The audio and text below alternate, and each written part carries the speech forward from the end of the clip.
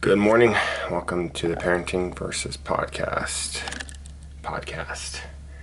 It's Wednesday, November 16th, 2022, 8:10 a.m., 29 degrees Fahrenheit.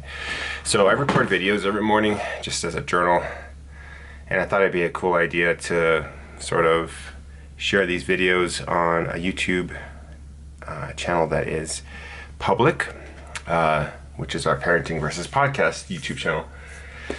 I am fresh back from a run.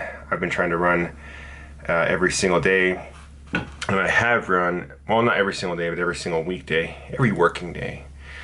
But I've gone on a run every working day, I want to say, since probably like July, June. So a while. I'm gonna straighten up this camera a little bit. Yeah, so I've been pretty consistent with it, and the reason I'm trying to go for runs all the time is because, well, when you're in your 30s, knocking on 40's door, it's pretty difficult to remain healthy. I am very far from my college goal. Not my college goal, but like my college body, I guess you could say, which was about 40 pounds lighter. My goal weight is going to be 20 pounds lighter. So that's what I'm dealing with right now. My day-to-day is working on my health. I have, since running, with the combination of some diet changes, have lost about 20 pounds. So it's good, but I'm stuck at this current weight that I'm at, and I've been stuck at this weight for probably about a month. And I think it might be because I've eased up on my diet stuff. It might be because my old body is like set on where it wants to be for the rest of my life. I have no idea. I think when you're older, like, you have a tendency just to keep and pack on the weight, and it just like doesn't go. It's a lot more stubborn when you're younger, which is frustrating to me because a lot of times I feel like I'm young, but I feel like my 20s was not that long ago. But in reality, it was more than a decade and a half, almost 2 decades. So I need to like reality check myself and be like, yeah, you're a little bit older. You're not in your 20s. You know, you got to pay attention more to what you're eating, and it takes a little bit more work, it feels like, in order to like maintain a weight that you want and a body that you want, all that good stuff. So that's what I've been doing. I've been trying to stay healthy. I've been trying to maintain my mental health. I've been trying to maintain a bunch of other things, and it's difficult and it's hard and it takes sacrifice, but I'm hoping that it's worth it. I'm going to keep going on this, and I'm going to keep posting these videos, I think, just because it's kind of fun. You know, it's a little something for me to do.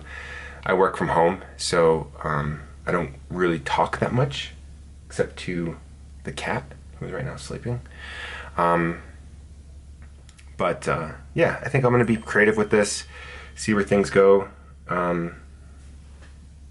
and just sort of give little updates. But losing weight in your 30s, difficult. Worth it? Yes, I think so. I am so happy that I've lost a couple pounds, but I'm going to keep going on my goal and maybe revisit my diet stuff.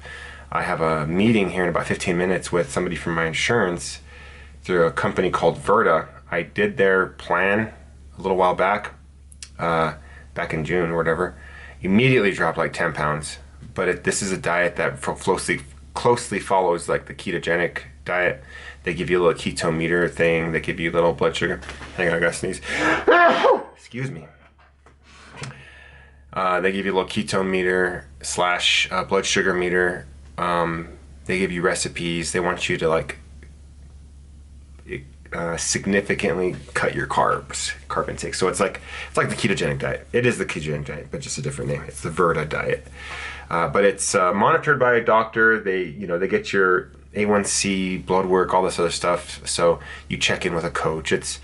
It's cool. So I'm gonna try to re-enroll and see where that goes. I love pasta, I love bread, I love tortillas, I love all the New Mexican food that we have. So that could be a challenge for me. It is a challenge for me. I'm just gonna say that, but it's good to kind of keep myself in check because if not, I kind of go overboard. I can go overboard. Also, cutting out alcohol. I went 32 days without alcohol, and then I had a beer last week. Right now, I'm on day 6 or 7 of no alcohol for a little bit.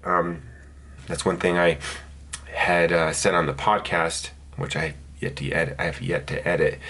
I said on the podcast was that I hadn't gone without a drink, at least one drink in the week, for probably since I turned 21. I'll drink, depending on the week, the weekdays, yeah, I would love to just drink a beer and watch a show with Lindsay. Next morning, I started noticing, man, I feel like crap. I feel like crap. Even just like one beer. Weekends, forget about it. Fridays, man, the week was stressful. Beer gives me that whatever brain chemical it gives you. On a Friday afternoon, you just feel relaxed, you feel good, you're like, oh man, it's awesome. But then like 1 to 2 beers for me on a Friday could turn into like an entire 6-pack of craft beer. Heavy beer, high alcohol content. And before I know it, like I got a good buzz going. And I want more beer because when you drink a beer, it makes you want to have more beer. That's just kind of like how it works. And the next day feel like total garbage. So, yeah, it's something. But I feel good.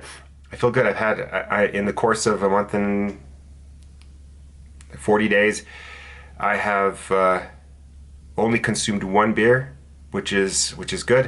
I'm gonna keep this streak going and see where it goes. But that's all for now. I'm gonna post these videos occasionally and see how this happens. And I'm gonna try to encourage Lindsay to also post a couple videos here and there. I'll show her how to do it. She's got a good iPhone camera, so yeah, it could be a fun thing. Okay, that's all.